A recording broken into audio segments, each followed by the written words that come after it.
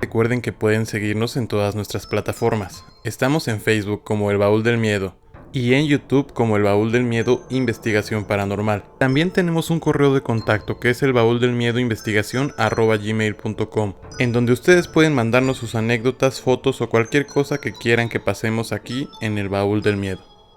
Bienvenidos a El Baúl del Miedo. El día de hoy vamos a hablar acerca de distintos temas. Pero antes de empezar a decirles acerca de qué es lo que vamos a hablar, quiero decirles que el día de hoy no me encuentro solo. Estoy con un gran amigo. Preséntate, por favor. Hola a todos, soy Manuel Linares y pues es un gusto que me hayas invitado, es un gusto estar aquí. Y como les digo, realmente nos costó bastante decidir cuál iba a ser el tema que íbamos a abordar esta noche. Así que vamos a hacer un popurrí. Realmente vamos a estar aquí, ya saben, esperemos estar media hora, 40 minutos, lo que dure. Lo importante es que sea orgánico, que ustedes se diviertan, pero sobre todo que se espanten. Entonces el día de hoy vamos a hablar acerca de uno de los casos más importantes de la mano peluda, que es el caso Josué. Vamos a hablar también acerca de un tema que ya estábamos tocando en el podcast pasado, que fue lo de los videojuegos de terror. Y pues por ahí a ver si hay un extra, una sorpresita, que si se quedan hasta el final, pues la van a escuchar. Pero pues vamos a darle a la carnita, ¿no? A lo que llama, a lo que venimos. Entonces, Manu, ya en confianza, ¿qué videojuego de terror nos recomiendas tú? ¿Cuál es el que dices, caray, ese sí me espantó? Bueno, últimamente yo creo que lo que nos gusta a nosotros, o lo que podemos verlo también en muchas películas, son los brincos repentinos, que no te esperas algo y de la nada, pum, tienes a un güey atrás, ¿no? Uh-huh. Entonces, un juego que tiene muy bueno ese lado de los sustos es Dead by Daylight, Uh-huh. Desarrollado por Behavior. Últimamente apenas va en su segundo año, si no me equivoco.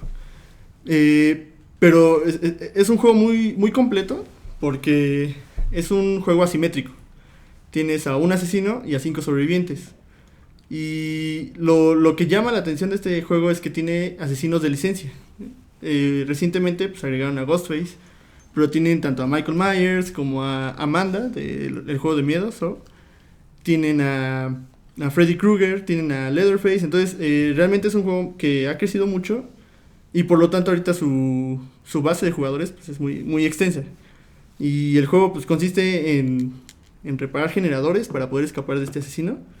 Bueno, también me faltó mencionar, tienen asesinos originales que la verdad son conceptos... Bueno. Sí, es un concepto muy padre, porque le da mucha originalidad al juego. No solo te quedas con lo conocido, sino también tienes asesinos pues que ellos mismos inventan y tienen toda una historia detrás. Recientemente en una actualización hasta metieron aún más historia que se va armando a medida que vas jugando. Y entonces pues eres un asesino que, por cierto, cada asesino tiene a su sobreviviente. Y hasta los de licencia. Como para poner un ejemplo, Michael Myers tiene a Laurie Strode. Uh-huh. Y en este juego reparas generadores y tienes que escapar del asesino. Lo padre del juego es que cada asesino tiene una habilidad distinta. Cada sobreviviente tiene habilidades distintas. Y esto se presta a que, por ejemplo, Michael Myers, que en las películas de Halloween lo podemos ver que es alguien que realmente silencioso, está... Sí, está acechando. Ándale, y ese mismo es su poder, el acecho. Entonces, tú puedes estar pues tranquilamente jugando. Y de repente volteas y puedes ver a Michael Myers observándote a punto de matarte, porque cada asesino tiene como una habilidad, ¿no? Ajá, pero tiene un radio que le llaman el radio del terror. Y así puedes pues saber si está cerca del asesino. La diferencia es que Michael Myers lo tiene reducido. Entonces no escuchas cuando se acerca hasta que ya está muy cerca de ti. Y pues ese tipo de sorpresas son las que te sacan el susto. Hay distintos asesinos que con sus habilidades o lo van ocultando o lo van aumentando. Y eso va cambiando mucho la dinámica del juego dependiendo, porque tampoco sabes contra qué asesino vas a estar. Hasta que de repente te puede salir un Michael Myers atrás o un Leatherface corriendo como loco por todo el escenario con su sierra. Entonces el dinamismo de este juego... presta para muchas horas y una diversión con miedo muy buena, la verdad. Puedes escoger entre cualquiera de los dos y es muy interesante. Yo no lo he jugado, pero me imagino que es como un tipo slasher. Sí. Rinde mucho tributo a los slashers. No, pues qué Qué buena obra de arte, ¿no? Yo también el día de hoy les quiero recomendar una saga de la que ya hablamos en el podcast pasado y que no les voy a tocar tanto porque quiero guardarlo para un especial, contando toda la historia de esta saga porque creo que vale mucho la pena. Entonces les voy a recomendar específicamente un juego que es Resident Evil 7 o Biohazard 7, que a pesar de que para los conocedores de la franquicia muchos fue como que un fiasco, ¿no? Como que se decepcionaron y dijeron, no, que Capcom se pasa, que no sé qué. Para mí fue un gran juego y eso que... Bueno, ustedes saben que la esencia de los Resident Evil clásicos, no sé, del 1 al 3, fue la cámara en tercera persona. Uh-huh. O sea, eso era lo que, sobre todo, como que brindaba ese ambiente de terror porque pues tú no podías ver lo que te aguardaba, ¿no? O sea, simplemente eran como tomas y eso pues de alguna manera te espantaba. Ya posteriormente en el 4 ya fue en el hombro y en el 5 y en el 6 pues ya incluso fue o llegó a ser más como de acción. O sea, realmente ya no era un survival horror.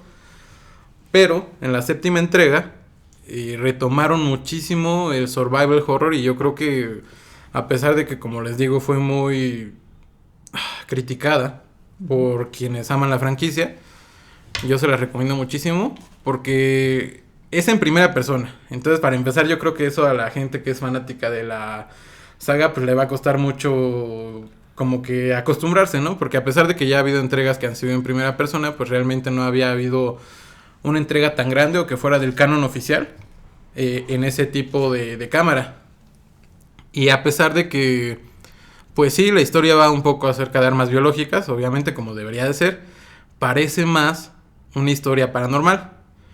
Porque digamos que tú vas a empezar siendo un agente y de repente te llega un correo y te dice, no, ¿sabes qué? Le manda un correo a su esposa. Para esto su esposa tenía pues como 2-3 años desaparecida, un tiempito desaparecida. Entonces pues el chavo, el agente dice, ah caray, pues, ¿cómo sucedió esto? Entonces se va a buscar a esta chava, a su esposa. Y conforme vamos llegando vamos a ir descubriendo qué fue lo que pasó en todo este tiempo que ella estuvo cautiva. ¿Qué tiene que ver con Umbrella? Porque nuevamente vuelven a mencionar a la tan conocida farmacéutica en la saga Umbrella. E incluso si terminan el juego, pues se van a llevar una sorpresa para muchos grata, para otros decepcionante, que es Chris Redfield, que al final de la saga aparece, bueno, del videojuego.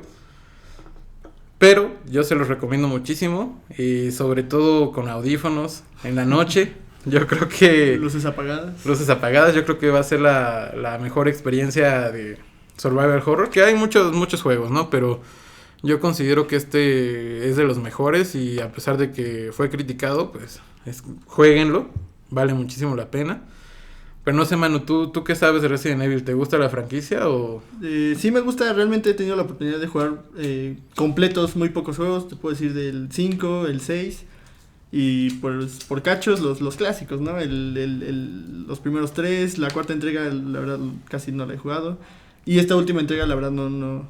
Había leído reseñas, pero pues no he tenido la oportunidad de jugarlo. Pero se me hace muy interesante porque muchos, yo creo, llegan incluso por las películas, ¿no? Que fueron igual populares, pero que, como mencionaban, no tienen nada que ver con lo que es el juego. La esencia es distinta, ¿no? Pero... Eran entregas, te digo, en mi caso, yo había jugado el 5 y era una entrega que se sentía un poco más familiar a lo que yo había jugado. Uh-huh. Entonces, son juegos buenos. Yo creo que sentaron las bases también para muchos juegos de terror en el género de zombies. Uh-huh. Pero no te puedo hablar a profundidad porque realmente no he podido jugar mucho y solo conozco pues, una embarradita por arriba de todo. También otro juego que estaría muy padre que lo jugaran, Silent Hill. ¿Has escuchado de Silent Hill? Sí, he escuchado. No he jugado nunca. He tenido un PlayStation y nada, entonces realmente nunca pude jugarlo. Yo la verdad, o sea, tampoco es como que lo haya jugado mucho. Nada más llegué a jugar una entrega de PSP, que fue el Homecoming. Y para PlayStation 1 llegué a jugar el primero, pero realmente, a diferencia de Resident Evil, que sí me clavé en la historia y lo pasé, para mí Silent Hill era muy denso, o sea, porque...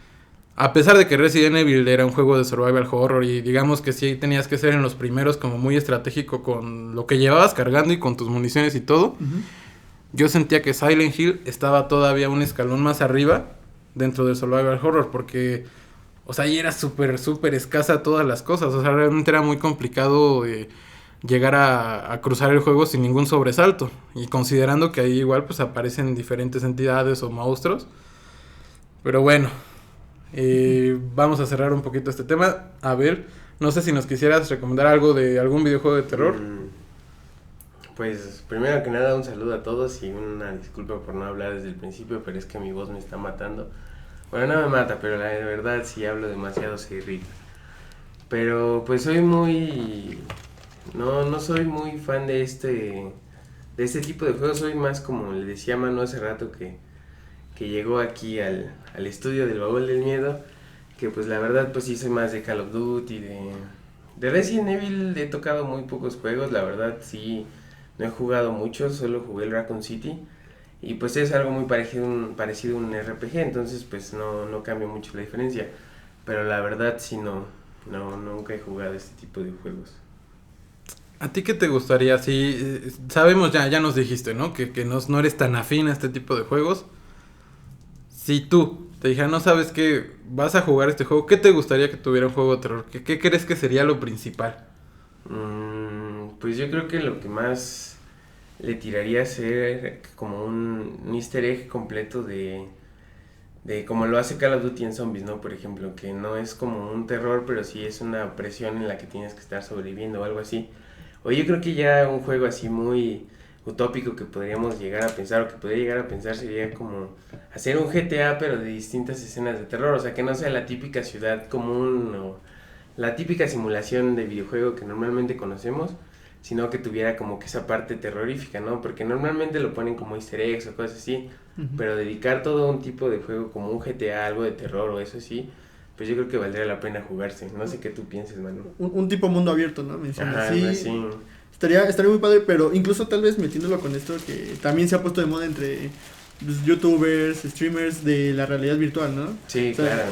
Un mundo abierto en realidad virtual, pero que a cada rato te estén asustando o tengas como esa presión. La verdad sí sonaría como un juego que rompería récords, yo creo. Sí, porque esa es yo creo que una de las partes fundamentales de los juegos de terror. Por mencionar algo, no sé si ya jugaron el Resident Evil 2 Remake, el más reciente. No, he visto videos, te digo, pero realmente no. Recientemente pues, me robaron todas mis consolas, no he estado lejos de los videojuegos, entonces no he podido pues darle una oportunidad, pero he visto que ha recibido muy buenas críticas, que es una muy buena entrega. Sí, la verdad yo esperé muchísimo, yo desde que anunciaron el juego dije, wow, o sea, espero, y por lo que se veía en los trailers y todo, pues se veía que se iban a mantener la esencia o que iban a buscar regresar a esa esencia de terror, porque pues como ya les dije en el Resident Evil 7, que fue la entrega anterior al 2, intentaron regresar a ese origen, porque pues a pesar de que, dato curioso, ¿no? Resident Evil 4, 5 y 6 han sido de los más vendidos dentro de la franquicia, a pesar de que tienen muchísimas críticas diciendo que eso no es Resident Evil, güey. O sea, que eso es un RPG o que es más un juego de acción que un survival horror. Pero en este Resident Evil 2 Remake, que también se los recomiendo muchísimo, supieron innovar, porque a pesar de que no usaron la cámara en tercera persona, la usaron al hombro como en Resident Evil 4, lograron mantener esa sensación de terror. O sea, realmente tú, si juegas el juego en un modo normal, o sea, de normal a difícil, porque pues obviamente si lo juegas en fácil, pues va a ser un juego de niños, ¿no? Pero ya si juegas en una dificultad pues normal, pues sí les va a costar bastante. Van a tener que ser muy estratégicos con su inventario. Y además, digamos que como a la mitad de la historia, y no sé si recuerdan a Mr. X, que fue un personaje que salió en Resident Evil 2 el original, que era un como gigante pelón con gabardina. Sí, que te persiguen, ¿no? Sí. Te va persiguiendo. Entonces, digamos que desde una parte que desbloqueas en el juego, todo el rato te está persiguiendo. O sea, literal, no hay un momento en que tú puedas descansar, porque ya nada se empieza a oír la presión constante, ¿no? Ajá, entonces realmente cuando empieza a pasar esto, el juego como que sube muchísimo su dificultad, porque además de que estás resolviendo acertijos y tienes que sortear como los enemigos normales, pues tienes que esquivar esta madre, porque no lo puedes matar. O sea, lo matas ya casi al final de la historia, ¿no? Pero, o sea, en un principio pues solo lo puedes aturdir, y digamos que sería un desperdicio porque pues no lo vas a matar. Pero pues se los recomiendo muchísimo. Y ahora sí, con esto cerramos esta parte de videojuegos. Posteriormente, como les digo, me gustaría hacer ya algo más en forma, que podamos echarnos un especial de puros videojuegos. Pero el día de hoy, como les decía que esto es un popurrí, esto va a ser variadito, va a haber bastantes temas, pues vamos a con el siguiente. Y quiero que me presten mucha atención, porque este caso, no sé si ustedes, Baúl Escuchas, conozcan a Juan Ramón Sáenz, yo espero que sí, ya lo hemos mencionado. Para mí es realmente uno de los grandes exponentes del radio en México, y aparte del radio, pues de la investigación paranormal. Porque pues, todos sabemos que Carlos Trejo, a pesar de que tiene su historia, pues no es, digamos que... Es como un villano Carlos Trejo, ¿no? Sí, surge más por su pelea con Sergio Adame que por... Sí, se llama Sergio Adame, ¿no? Alfredo Sí, Adame. Alfredo Adame. Sí. E incluso hagamos una pequeña recomendación de los amigos de Leyendas Legendarias. Tienen un podcast especial de desmintiendo a Carlos Trejo. Cuentan un poco de la historia de Cañitas y pues van subrayando todos estos errores o cosas que no tienen nada de sentido. Pero bueno, dejemos a Carlos Trejo en el pasado, en donde está, ahí que se quede, y volvamos con el tema. Y como les comento, Juan Ramón fue uno de los grandes exponentes del terror, de la radio, y realmente como investigador paranormal, pues es de las pocas personas que yo sí digo que admiro, y que me consta, ¿no? Que ellos sí realizaban un trabajo de investigación. Porque pues muchas veces hay personas que solo graban o incluso editan, ¿no? O sea, graban y editan el video para que parezca que pasó algo, pero Juan Ramón tenía una esencia en la que se preocupaba por las personas, ¿no? O sea, realmente si veía un caso complicado o un caso que fuera real, porque obviamente pues duró más de 20 años al aire su programa, obviamente hubo muchísimas llamadas que probablemente pues eran falsas, ¿no? O obviamente él no las hacía, ¿no? Pero pues la gente le contaba. Entonces pues se prestaba mucho a que también hubiera gente que bromeara, ¿no? En este programa. Sí, aparte, al ser algo telefónico, pues, se prestaba mucho a eso, ¿no? Uh-huh. Pero el día de hoy vamos a hablar acerca del caso Josué, que para mí y para muchísimas personas... Pues fue el fin de la mano peluda, ¿no? Pues fue el fin de la mano peluda. Fue un caso totalmente impactante y que, como comentas, ¿no? Marcó tanto a Juan Ramón que se dice que llevó a su muerte. Pero bueno, todo empezó en el año 2002. Dentro de una de las transmisiones del programa, Josué Velázquez llamó a Juan Ramón y le empezó a contar su historia. Todo muy normal, ¿no? Parecía que iba a ser un programa casual de la mano peluda. Pero conforme Josué iba contando su historia, empezaron a suceder cosas. Para esto Josué empezó a platicar que él a la edad de 14, 15 años, su familia sufrió un declive económico. Él, al estar acostumbrado a cierto nivel, le costó mucho aceptar que pues ya no estaban en esas posibilidades. Tanto que su ambición lo llevó a buscar letrarse en muchos temas de ocultismo, de esoterismo, al grado de pactar con un demonio. Conforme se desarrolla el programa de radio, José va contando que empezó a conseguir libros, que empezó a hacer rituales, y el punto álgido, el punto importante y fuerte fue que dentro de esta llamada confiesa que mató a su abuela. O sea, literalmente él confesó en el programa de radio que los demonios... Sí, lo menciona por sus propias palabras. Sí, y es perturbador, ¿no? Porque quien pues tenga duda, pues busque el video, la verdad se los dejamos en el link de la descripción, y quien se lo eche, pues la verdad vale la pena verlo, ¿no? Y escucharlo, porque incluso posteriormente pues pueden ver, bueno, ahorita les digo esa parte. Dijo que mató a su abuela por órdenes de los demonios con los que estaba pactando, porque se supone que él, al matar a su abuela, iba a ser acreedor de un anillo que se llama el Rey de Salomón. El anillo de Salomón. Este anillo se supone que tiene muchísimas propiedades mágicas. Digamos que con él puedes incluso controlar a los ángeles y a los demonios, ¿no? Realmente es un anillo de dominio. Y así está en la Biblia, ¿no? La historia del Rey Salomón. Sí, incluso si ustedes buscan o son seguidores de la religión, pueden saber que el rey Salomón pues sí fue una persona que es mencionada en la Biblia. Incluso se supone que él fue la primera persona que hizo en la tierra un templo en honor a Dios. Y de hecho se supone que en esta historia fue cuando Dios mismo le da el anillo del rey Salomón para que pueda él continuar con sus trabajos, porque dentro de la historia del rey Salomón se menciona que mientras estaba construyendo este templo que estaba dedicado a Dios, hubo muchos demonios que atacaban los cimientos. Entonces él trabajaba, bueno, sus albañiles, ¿no? Trabajaban, pero siempre les destruían la construcción. Entonces llegó un punto en que el rey Salomón le pidió ayuda a Dios, le dio este anillo, y es así como pudo como apaciguar a estos seres. Pero bueno, Josué mata a su abuela, recibe el anillo, y posterior a eso empieza a contar muchas experiencias. Él nos dice que a la edad de 17 entró al Politécnico, que le hizo un trabajo de brujería al que era el director de ese entonces de su carrera, que fue creo que biología, y él a los 18 años ya había terminado la carrera, cosa que no sé cuánto creen que dure una carrera de biología. 5 años, por lo menos. Sí. Y él logró hacerlo en tan solo, pues digamos que menos de un año, ¿no? O sea, realmente solo fue a trabajar energéticamente o con alguna maldición al que era el director de esa carrera, y lo logró. Posterior a esto, pues obviamente se alejó de su familia, porque pues los cambios eran obvios, ¿no? Yo creo que una persona que se empieza a meter mucho en esos temas y que incluso pues, ya es un asesino confeso, me imagino que debe de cambiar mucho su relación que tiene con incluso la familia.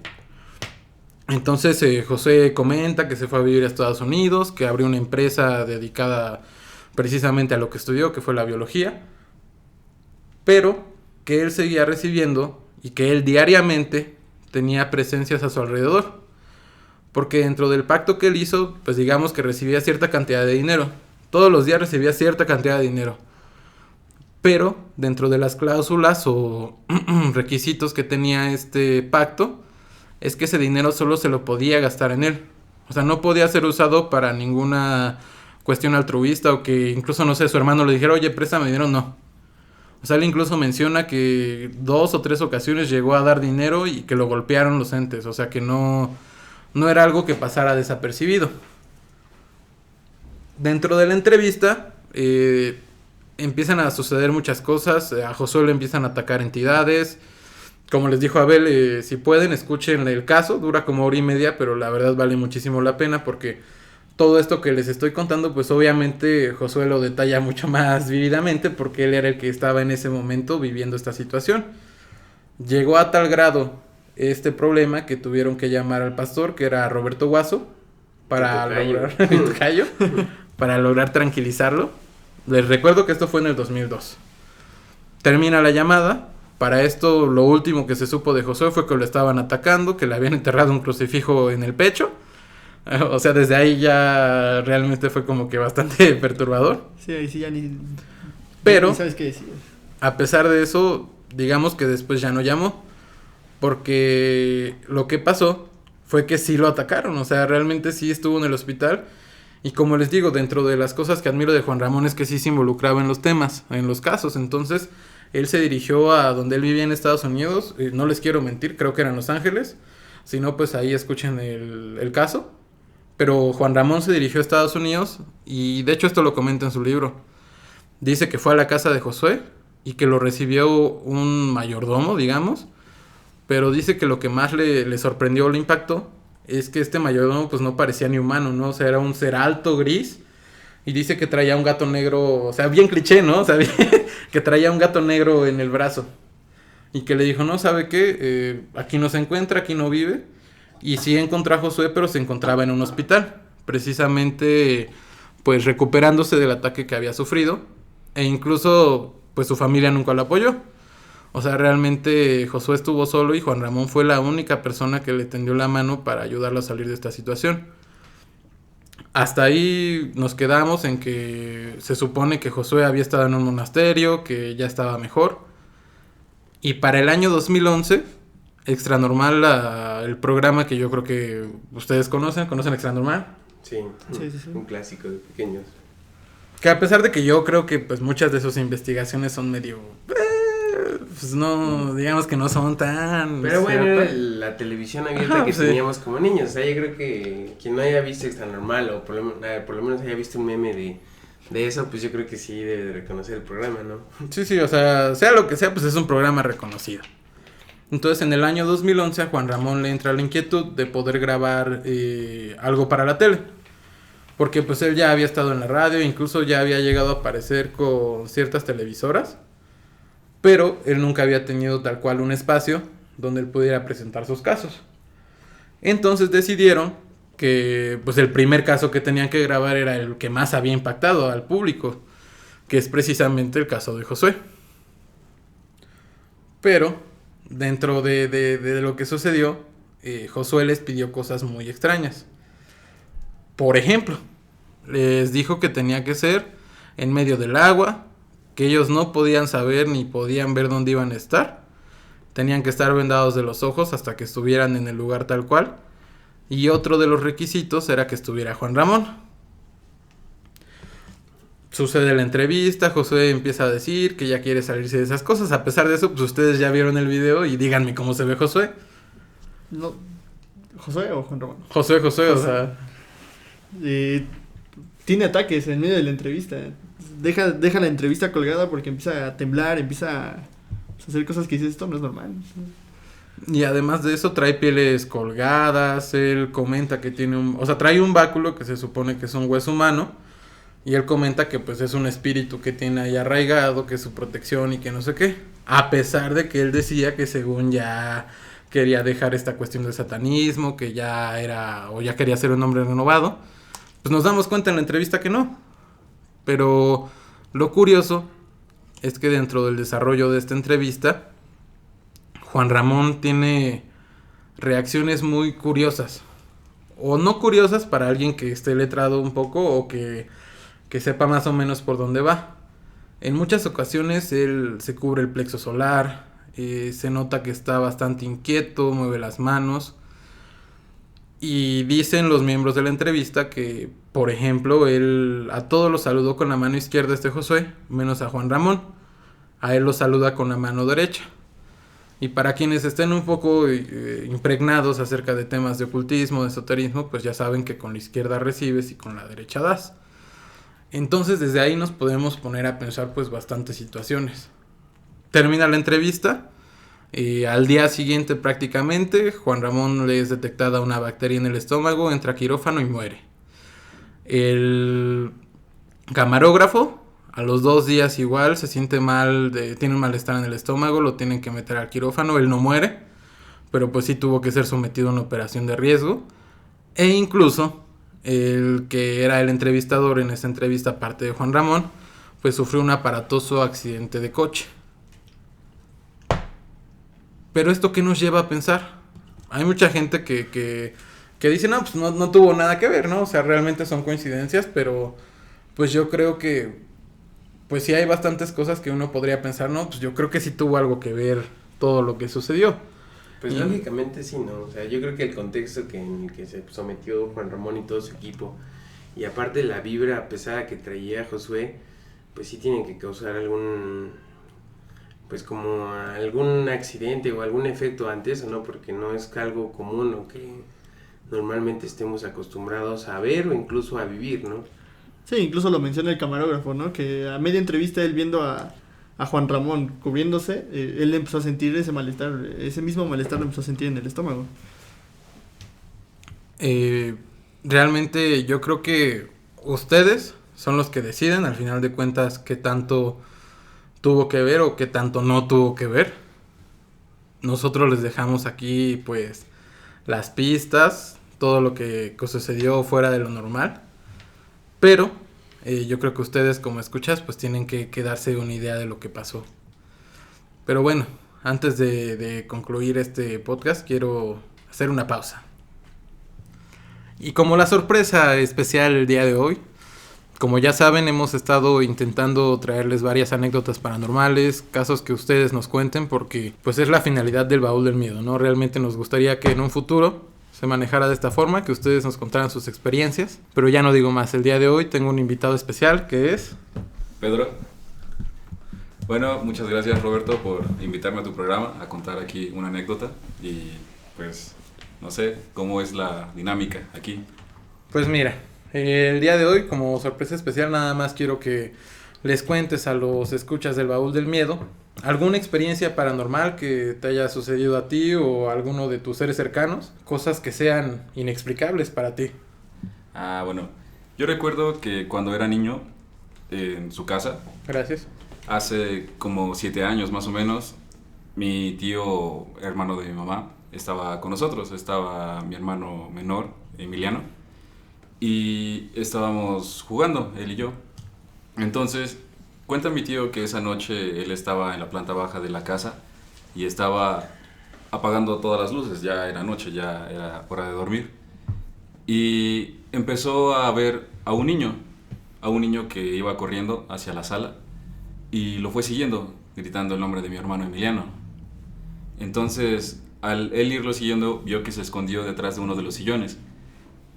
Y él se asomó para buscarlo y cuando se asomó no vio absolutamente nada.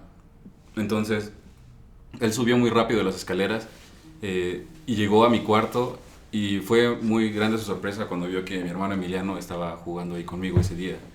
Esa es alguna de las experiencias que yo te puedo contar sobre, bueno, de origen paranormal, ¿no?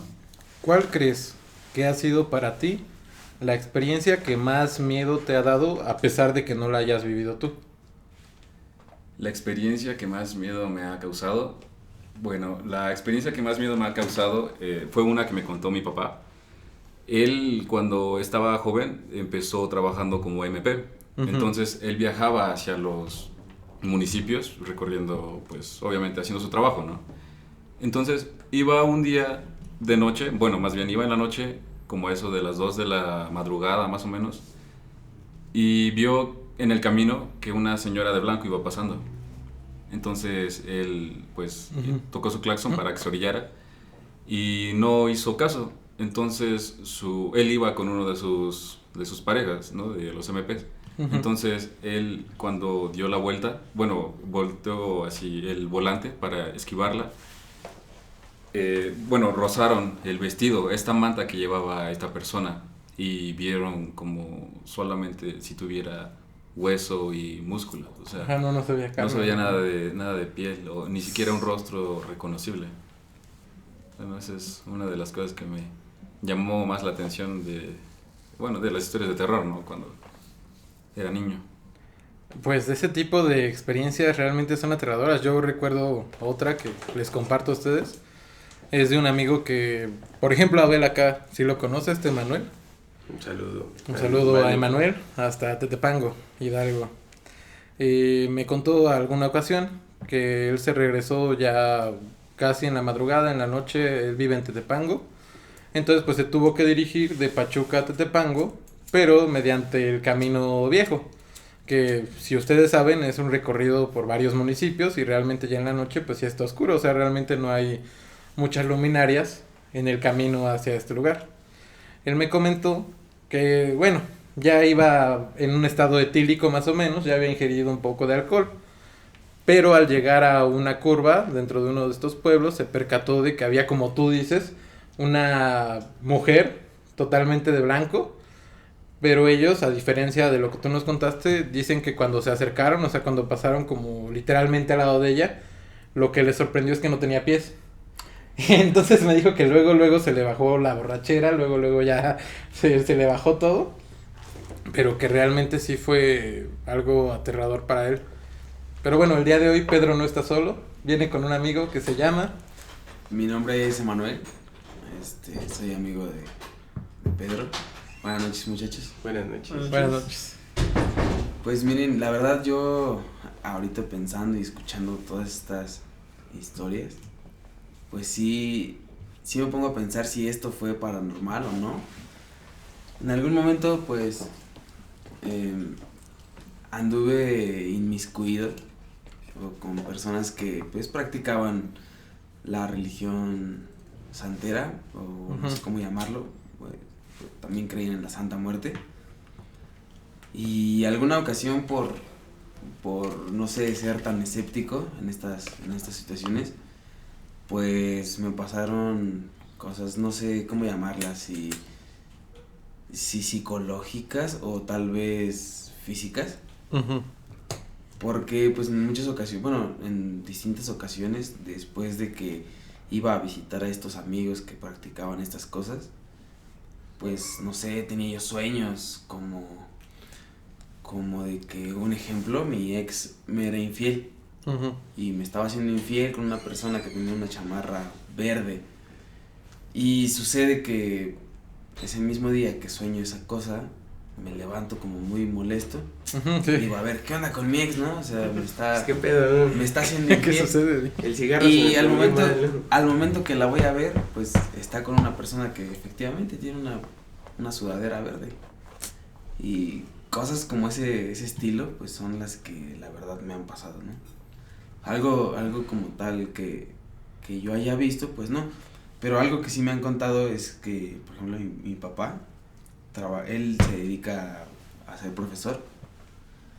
Y bueno, en la secundaria en donde estaba él, era una secundaria donde era una antigua hacienda. O sea, bueno, sabemos que las haciendas en México pues Ujú. eran parte pues, de un feudalismo, por así llamarlo. Y pues bueno, este feudalismo daba como consecuencia que guardaran su dinero enterrado y cosas como esas. Y de ahí desprendieran leyendas como que algún espíritu las cuidaba Ujú. o algún tipo de ente pues protegía ese dinero, ¿no?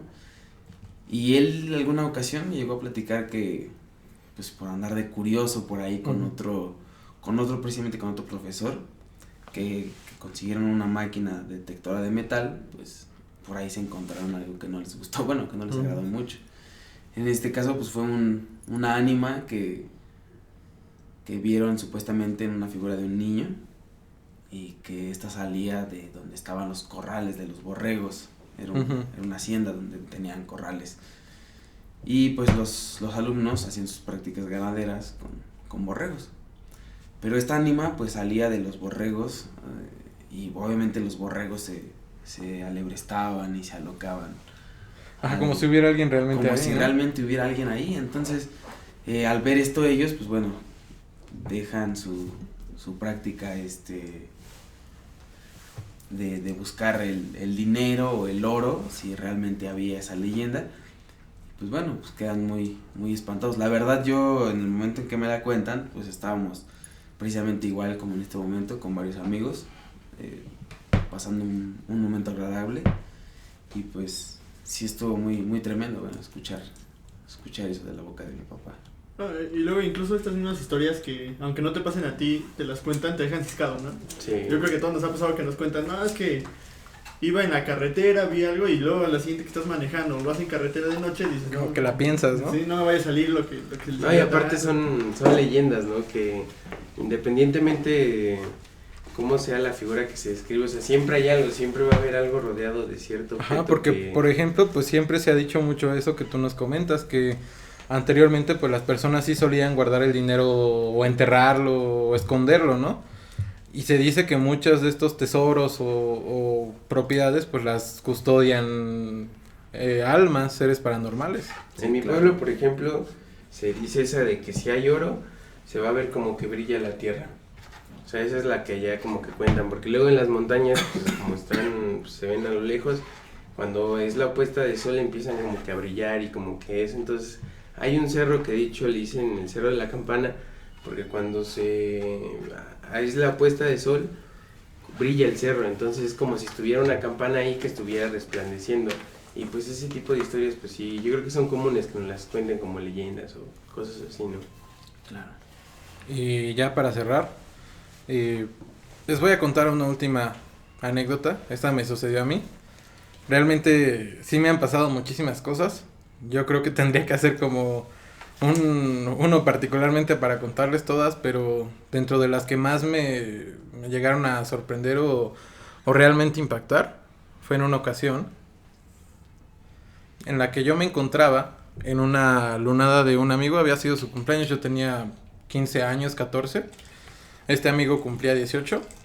Entonces pues nos invitó a una lunada porque él tenía una banda y que iban a tocar. Todo esto era en su casa. Entonces imagínense que estaba un patio, una cochera donde guardan los coches, y había un pequeño patio que era donde estábamos nosotros pues divirtiéndonos, ¿no? De alguna manera.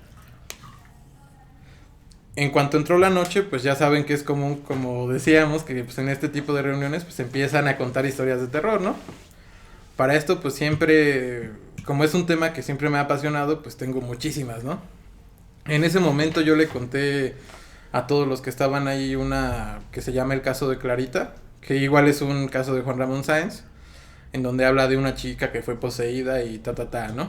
Pero lo sorprendente es que cuando estaba yo a mitad de la plática, solo había, o sea, realmente lo impactante es que solo había un foco, que era el que estaba en la cochera y era el que más alumbraba, porque como les digo que estaban tocando, pues en la cochera estaban estos chavos con todos los instrumentos y la banda, y justo acá estaba el patio a la izquierda, y entonces nosotros estábamos entre entre el patio y la cochera, pero la única luz que nos alumbraba tal cual, pues era la luz natural del cielo.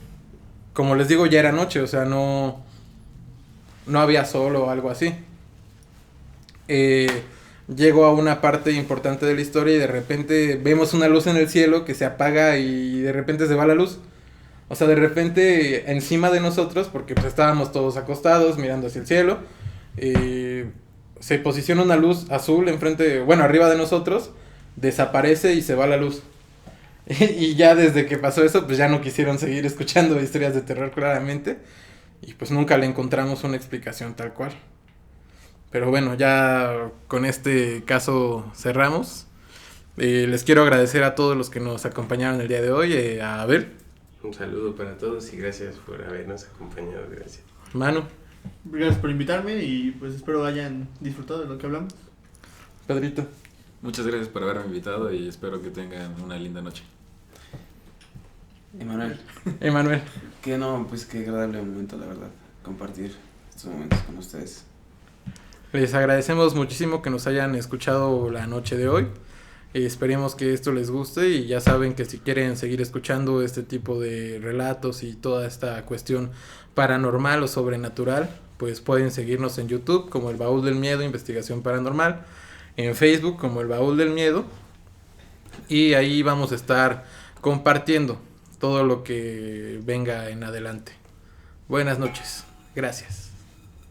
Recuerden que pueden seguirnos en todas nuestras plataformas. Estamos en Facebook como El Baúl del Miedo y en YouTube como El Baúl del Miedo Investigación Paranormal. También tenemos un correo de contacto que es elbauldelmiedoinvestigacion@gmail.com, en donde ustedes pueden mandarnos sus anécdotas, fotos o cualquier cosa que quieran que pasemos aquí en El Baúl del Miedo.